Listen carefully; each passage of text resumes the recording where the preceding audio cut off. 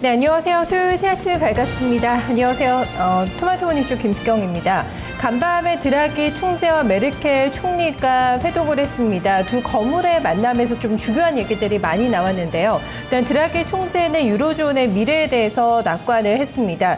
일단은 재정 위기국들이 경제 개혁에 대한 강한 의지를 나타내고 있고, 국채 매입 또 벌써 긍정적인 좀 초기 신호가 포착이 되고 있다고 말했습니다.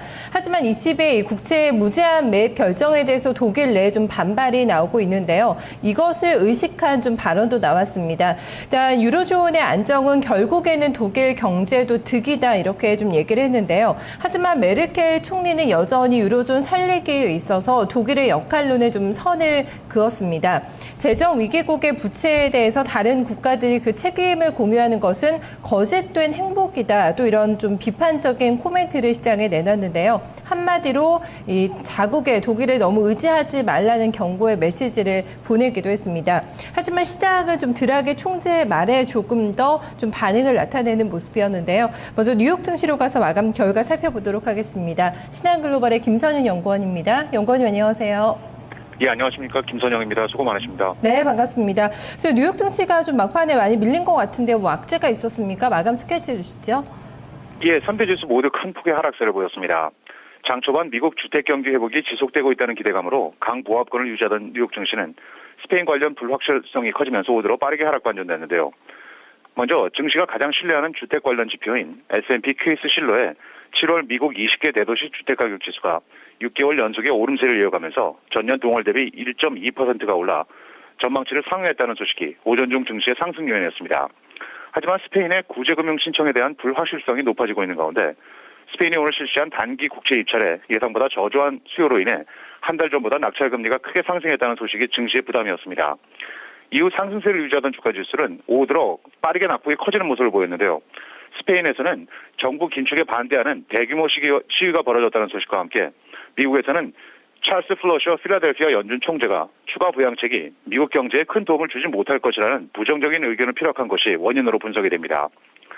오늘 주요 종목별 움직임을 보면 다우존스 지수의 구성 종목인 세계 최대 중장비 기계 업체 캐터필러는 중국을 비롯한 글로벌 경제 위축을 이유로 2015년도 순익 전망치를 하향 조정한 데 따라 4% 넘는 주가 하락을 보이면서 오늘 증시에 큰 악재로 작용을 했습니다. 미국 최대 통신사 보라이전 커뮤니케이션은 디지털 비디오 레코드 업체인 티보에게 총 2억 5천만 달러의 사학료를 지불하고 그간의 특허 분쟁 소송을 종결키로 했다는 소식에 보라이전은 0.1% 하락한 반면 티보는 2.5% 상승했습니다. 크루즈 선박 업체 카니발 코퍼레이션은 증시 예상을 상회한 실적 발표 0.5% 상승한 반면 전기 자동차 업체 테슬라 모터스는 향후 순익 전망치를 내려잡으며 주가는 9.6% 크게 내렸습니다. 미국 최대 건축자재 업체 홈디포는 회사 임원의 자사주 매입 공시로 인해 0.6% 오르면서 12년 최고치로 올라섰고 반면 증권사 번스틴의 투자의견 하향 조정으로 한국의 LG 디스플레이의 주가가 3.9% 내렸습니다. 마지막으로 벤치마크인 미국의 10년 만기 국채 수익률은 어제보다 크게 하락한 1.68%의 거래를 마감했습니다. 연구원이 그래도 좀 위안이 됐던 부분은 지표는 좀 잘 나왔죠. 좀 전해주실까요?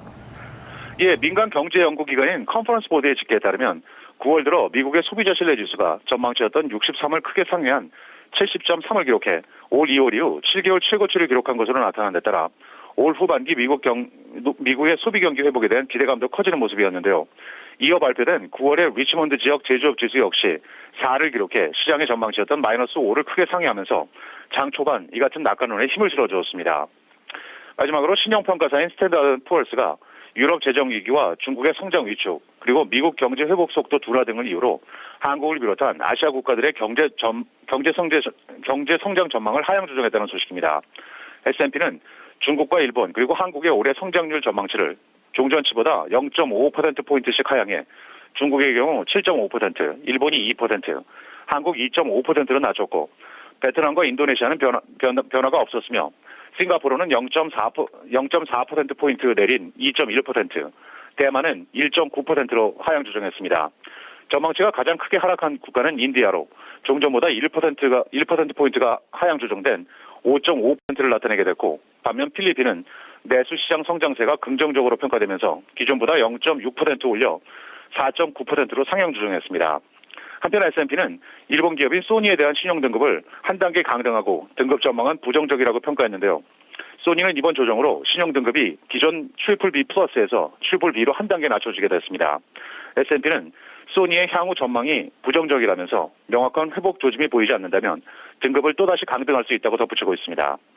오늘 소니의 주가는 2.5% 하락해 $12.05의 거래를 마감했습니다. 지금까지 미국 현지에서 김선영입니다.